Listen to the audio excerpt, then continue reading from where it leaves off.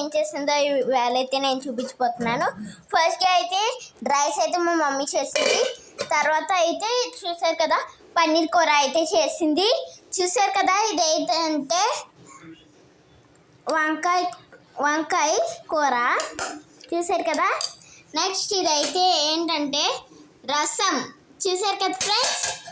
And మనకు కావాల్సింది ఏంటంటే చూసారు కదా మెయిన్ వాటర్ కావాలి. ఈ సమ్మర్ సీజన్కి ఈ వాటరే ఎక్కువ అవసరం కదా.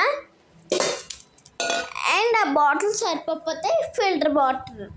ఇదేంటంటే ఎలక్ట్రిక్ లాగి ఛార్జింగ్ 1 hour ఛార్జింగ్ పెడితే